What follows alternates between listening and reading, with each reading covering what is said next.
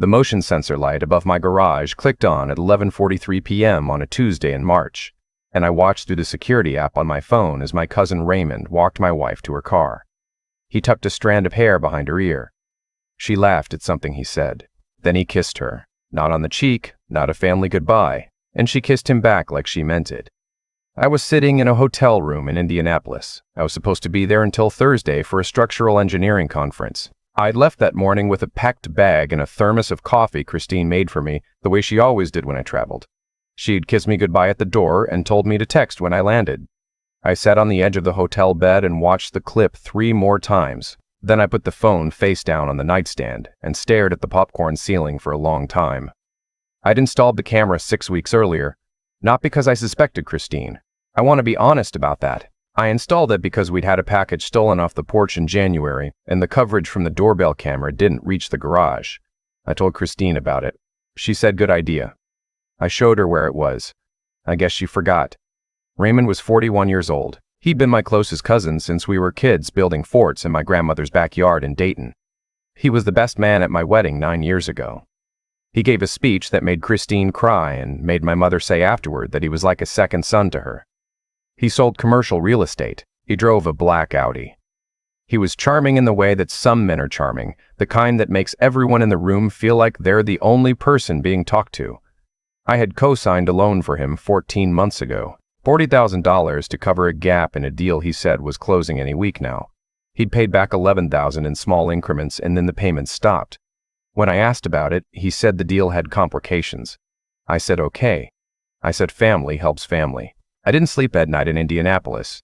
I opened my laptop and looked at the camera footage going back 6 weeks, the full storage window the system kept. Raymond's car appeared in my driveway 11 times. 11 separate evenings when I was home late, or out for a work dinner or at my son's basketball practice. I counted carefully. 11 times in 6 weeks. I closed the laptop and sat with that number for a while. At 7 in the morning, I showered, put on my conference badge, and sat through 4 hours of presentations about load-bearing calculations and seismic retrofitting in older commercial buildings. I took notes. I answered questions when the moderator called on me. I was completely fine on the outside. On the inside, I was making lists. The kind of lists that only make sense at 3 a.m. when your whole life is reorganizing itself around a new piece of information. I left the conference at noon, told my colleague I had a family situation, and drove home in 3.5 hours. I didn't call Christine. I parked around the block and walked to the house. She was home. Her car was in the driveway. She was on the back patio with a glass of iced tea, reading something on her tablet, completely at peace with the world. Our son Eli was at school. The dog was asleep in the sun next to her feet. I watched her for a minute from the gate before she noticed me. "You're home early," she said. Not alarmed. Not guilty. Just surprised in the ordinary way a person is surprised when their husband comes home a day early. She was a good actress. I stored that information away. "Conference wrapped up," I said. She got up and hugged me. She smelled like her shampoo and the lavender lotion she kept on the bathroom counter. I held her and tried to feel something other than this flat, cold calculation that had replaced whatever I used to feel. "You look tired," she said. "Long drive." We had dinner that night like a normal family. Illy told us about a fight at recess and a science project about volcanoes. Christine made pasta, and we watched TV afterward, and she fell asleep on the couch at 9:30 with her head tilted back and her mouth slightly open, which she'd always found embarrassing when I pointed it out. I went to the kitchen and called my college roommate, a guy named Patrick who was now a family law attorney in Columbus. "I need to talk to you about something," I said. He was quiet for a moment. Patrick was good at knowing when something wasn't casual. "Tell me." I told him. Not everything. I didn't have everything yet, but enough. The footage. Raymond. 11 times. "Don't confront anyone yet," he said. "Don't move money. Don't change passwords. Don't do anything that signals you know. Right now, you have leverage. The moment she knows you know, that leverage disappears. What do I do?" "You get documentation, then you call me back." I hired a private investigator named Joel Hartman 3 days later. He came recommended through Patrick's network, a former county detective with an unremarkable office and a methodical, quiet manner that I found immediately reassuring. He didn't flinch at the footage. He didn't offer opinions. He took the assignment and gave me a number. "How long do you need?" I asked. "Give me 2 weeks. Something worth using." I wrote him a check and drove to work and spent the day reviewing stress calculations on a bridge renovation in Akron. Normal Tuesday. Completely fine. I want to explain something about those weeks because I think people assume the hard part is the anger. It wasn't. The anger was manageable. The hard part was Eli. He was 8 years old. He had Christine's eyes and my nose and a gap between his front teeth that his orthodontist said would close naturally. He liked dinosaurs and hated vegetables, and had recently become convinced that he could teach the dog to skateboard. Every morning, he came downstairs in his pajamas and sat at the kitchen counter and ate cereal while I made coffee. And we talked about whatever was on his mind. Dinosaur facts, school politics, the rules of whatever game his friends were playing that week. Every morning I looked at him and thought, this is what's at stake. Not the house. Not the money. Though there was plenty to be angry about there. Not even my pride, which had taken a hit substantial enough to be measured.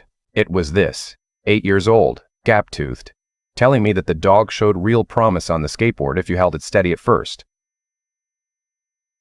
Joel's first report arrived 10 days in. The photographs were clear and professionally shot, time-stamped and labeled. Raymond's Audi in my driveway. Christine getting into his passenger seat on a Thursday afternoon when she'd told me she was at her book club. A hotel in Westerville, the Fairfield Inn on Route 161, where Raymond had a rewards account and apparently a preferred room. Joel had obtained the check-in records through methods I didn't ask about in detail. There was also a financial thread that Joel had started pulling. Raymond had told Christine at some point in the past year that he needed to borrow money from her without my knowledge for a business reason he'd explain later. She had transferred $8,000 from our joint account in 4 separate transactions, each one just under the threshold that would flag automatically. She'd categorized them in our budgeting app as home maintenance. I sat with that for a long time. Patrick reviewed everything over the phone.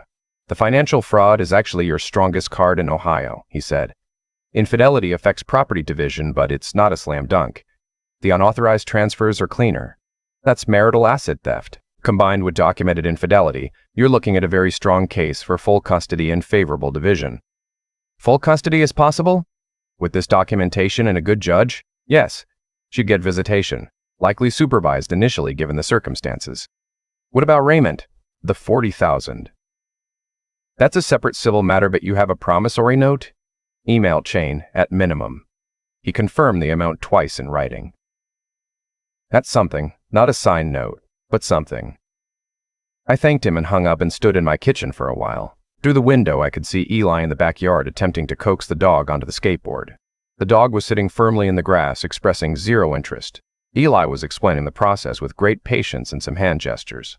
I called Raymond that evening. Hey man, he said, easy and warm. What's up?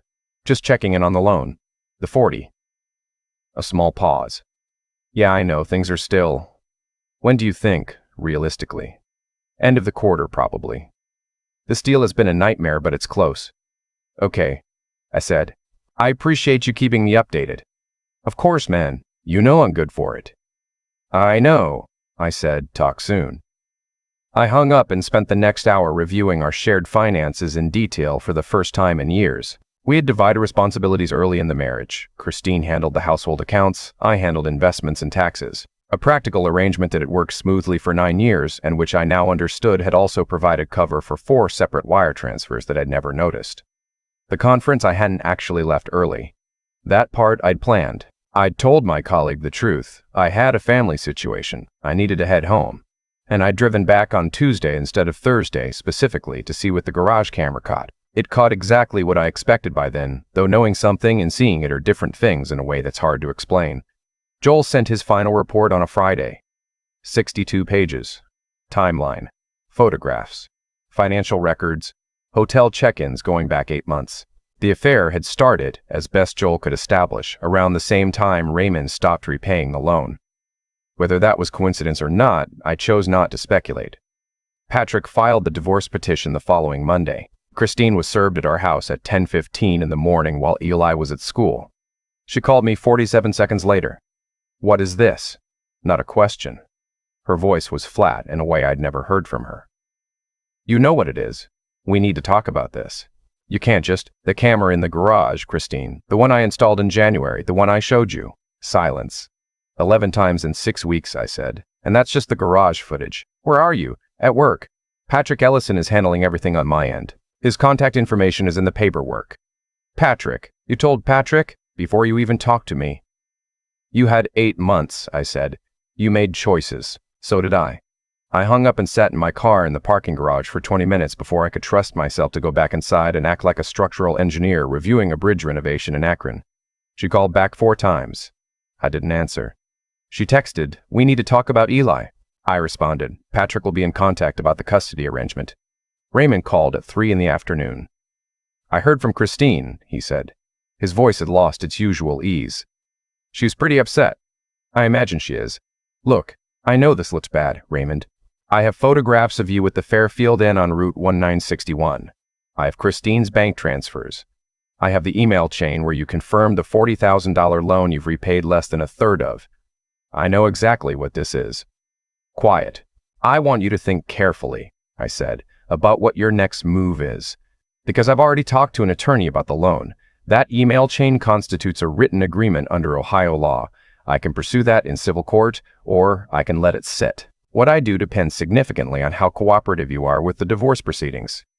"Are you threatening me?" "I'm giving you information," I said. "What you do with it is up to you." I hung up. He called back 3 times. I didn't answer those either. Christine and I had a conversation that weekend when Eli was at his friend's house. She came to the house. It was still her house too, technically, for the moment, and we sat at the kitchen table where we'd eaten approximately 3,000 meals together, and she looked at her hands and I looked at the table, and we talked in the way that people talk when they've already decided everything important and are just processing the wreckage. "How long have you known?" she asked. "Long enough." I was going to end it. I didn't say anything. It was a mistake. It got out of control, and I knew it was wrong, and I was trying to figure out how to. Christine. I kept my voice level. "I'm not interested in the narrative where you were about to fix it. If the camera in the garage hadn't caught it, I'd still not know. You'd still be transferring money and meeting him at the Fairfield Inn and telling me you were at book club." She started to cry. I'd seen her cry many times in 9 years. At our wedding, at the hospital when Eli was born, at her father's funeral, at movies that snuck up on her. This was different. This was the crying of someone who understood exactly what they'd lost. I felt a moment of something, not sympathy exactly, but recognition. She was a real person. I'd loved her for a long time. That didn't evaporate, but it also didn't change anything about what came next. "What about Eli?" she asked. "He'll be fine. Kids are more adaptable than we think. I want to be part of his life. I'm still his mother. Patrick will talk to your attorney about the custody arrangement. I'm asking for primary physical custody. You'll have visitation. Supervised visitation. Are you serious? I'm not some. I've never hurt him. I would never. The court will decide what's appropriate. I'm not trying to punish you through Eli. I'm asking for what I believe is best for him given the circumstances." She left an hour later. At the door, she turned and looked at me like she had something else to say. Then she didn't say it and walked to her car. I went inside and cleaned the kitchen and texted Eli's friend's mom that he could stay for dinner if it wasn't too much trouble. The next 3 months were procedural in the way that the dismantling of a 9-year life is procedural. Attorneys and paperwork and mediation sessions and financial disclosures. Christine had moved in with her sister in Gehenna. Raymond had not, as far as I could determine, moved with her. Patrick told me through back channels that their relationship had not survived the exposure, which I filed under information that didn't change anything meaningful. I told Raymond in a direct email that I was pursuing the loan repayment through civil court if he didn't establish a repayment plan by a specific date. He responded within 24 hours with a proposed schedule and an apology that ran 4 paragraphs long. I acknowledged the schedule and did not respond to the apology. My mother found out through the family network, as these things always spread. She called me on a Sunday morning and cried for 20 minutes and asked me what she could do. I told her the most useful thing was to be consistently present for Eli, who was going to need normal things from normal people for a while. She said she understood. She was at our house the following Saturday with groceries and a chocolate cake, and she spent the afternoon teaching Eli to play gin rummy at the kitchen table. I didn't tell her about Raymond. I told her the marriage had broken down. She's 73 years old and Raymond is her nephew, and some information doesn't need to land where it will only cause damage without purpose. The custody hearing was in September. Patrick had prepared thoroughly. The judge reviewed the documentation, the financial records, the timeline, the nature and duration of the relationship, and asked Christine's attorney several pointed questions about the unauthorized transfers. Christine sat next to her attorney in a blue blazer I'd bought her 2 Christmases ago and looked at the table. Primary physical custody was awarded to me. Christine received parenting time every other weekend and 1 weeknight per week, unsupervised, contingent on completion of a co-parenting course and a brief evaluation period. The judge noted that nothing in the record suggested Christine was a danger to the child, only that her recent conduct reflected poor judgment that warranted a transition period before expanding her parenting time. In the parking lot afterward, Christine caught up to me. "Thank you for not going after supervised only," she said quietly. "I wasn't going after anything. I was asking for what's right for Eli." "I know. Still." We stood there for a moment. Two people who'd built something together and broken it apart, standing in a court parking lot in September sunshine trying to figure out what the next sentence was. "He misses you," I said finally. "He doesn't say it that way, but he does. Make sure you show up for your weekends." She nodded. "I will. I promise I will." I got in my car and drove to pick up Eli from my mother's house. That winter was quiet in the way that a house becomes quiet when it reorganizes around fewer people. Eli and I developed our own routines. Breakfast conversations about whatever was in his head. Homework at the kitchen table while I reviewed project files. Weekend trips to the Science Museum, which he'd recently decided was the best place in Ohio. He adapted the way kids adapt, not without difficulty, not without sad moments, but with a fundamental resilience that I found both reassuring and humbling. He asked me once, about 2 months after the hearing, if I was mad at his mom. I thought about that for a moment. We were in the car, coming home from his basketball game, and the question came out of nowhere the way his questions often did. "I said. "For a while. Are you still?" "Less," I said. "It gets smaller." He considered this. Jake's dad got really mad when his parents split up, and he stayed mad for a long time. Jake said it was hard to be around him. "I don't want to be that," I said. "You're not," Eli said, with the simple confidence of a kid who's paying closer attention than you think. "You're just quieter than you used to be." I thought about that for the rest of the drive home. Raymond settled the civil claim in February. Full repayment, plus interest at the agreed rate, in a lump sum. His attorney sent a letter that was civil and correct. I had Patrick acknowledge receipt, and that was the end of that chapter. I heard through family that he left Columbus. Moved somewhere south, Charlotte maybe, or Atlanta. I didn't follow up. Some information isn't useful. By spring, the house had started to feel less like a place where something bad had happened, and more like just a house. Eli's skateboard had migrated from the backyard to the garage, and the dog had apparently still shown no meaningful progress, but remained a willing, if uncoordinated, student. I'd started running again, something I'd let go of years earlier. And there was something in the early morning miles along the river trail that I found necessary in a way I couldn't fully articulate. One Saturday in April, Christine came to pick up Eli for her weekend. She was on time, which she always was. Whatever else had happened, she was consistent about showing up. Eli ran out with his backpack and hugged her, and they walked to her car together, and she buckled him in and looked up and caught my eye over the roof of the car. "He told me you've been running," she said. "Yeah, that's good. You always felt better when you ran." "I know." She got in the car. I watched them pull out of the driveway. Then I went inside and made coffee and sat at the kitchen table in the quiet house and thought about what Eli had said. "You're just quieter than you used to be," and whether that was a temporary condition or a permanent one. I didn't have an answer. But I was beginning to think that was okay. Some things resolve and some things just become part of a landscape you move through. The anger does get smaller. The calculation fades. What's left is just a life. Your son's gap-toothed questions at breakfast, the river trail at 6 a.m., the dog who remains genuinely convinced the skateboard is negotiable. A year after I filed, I drove past the Fairfield Inn on Route 161 on my way to a site visit in Westerville. Just passed it on the highway the way you pass anything. I didn't feel much. Just noted it and kept driving. That felt like something. I'm not sure what exactly, but it felt like something moving in the right direction. I've thought a lot about what I would do differently. Honestly, not much. And that bothers me sometimes. The idea that I moved through the whole thing so cleanly, so methodically, like I was troubleshooting a structural failure at work instead of watching my marriage collapse. I've wondered whether that's a strength or just a different kind of damage I haven't named yet. What I know is this. The choices Christine and Raymond made didn't happen in a vacuum. They made them incrementally, one decision at a time, each one small enough to feel manageable in the moment. A text here, a hotel room there, a wire transfer just under the threshold that might flag an alert. That's how people talk themselves into things that would horrify them if they saw the whole picture at once. They look at the next step instead of the destination. And the destination, when it arrived, was exactly what it deserved to be. Not because some force in the universe arranged it that way, but because consequences follow choices the way water follows gravity. Raymond lost a relationship he'd spent 40 years building. He lost a city, a professional network, the easy comfort of family dinners where he was still trusted and welcome. Christine lost primary custody of a child she loves genuinely. I believe that. I've never doubted that she loves Eli, because she made a series of choices that put her own wants ahead of everything she was supposed to protect. The outcomes weren't punishment from the outside. They were just the logical end of the road they chose to walk. What I kept coming back to, in those quiet months after the hearing, was something Eli said without realizing the weight of it. He said I loved him more than I loved my anger. I'm not sure that was entirely true in the beginning. In the beginning, I think I loved my anger quite a lot.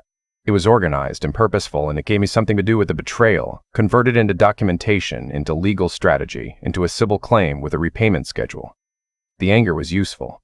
But Eli was right that at some point I had to decide what I was building toward, a case or a life.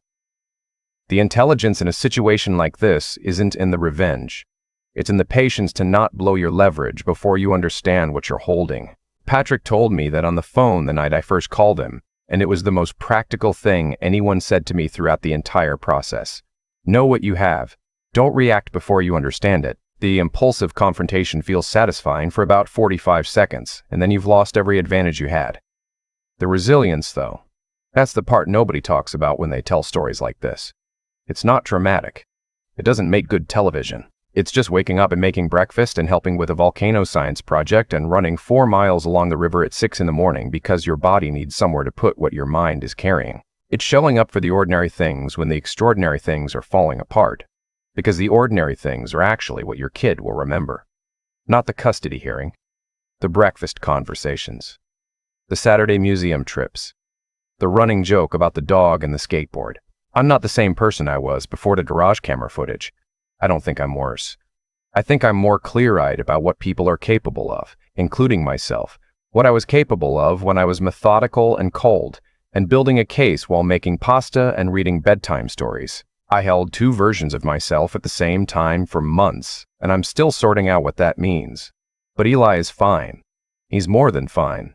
He's thoughtful and funny, and he asks good questions about hard things. And when Christine picks him up on her weekends, he runs to her without hesitation. That's what matters. That's the thing I was actually protecting all along, underneath all the documentation and strategy and controlled fury. The rest of it, the anger, the accounting, the long, cold satisfaction of watching consequences arrive exactly on schedule, that's already getting smaller, like I told him it would.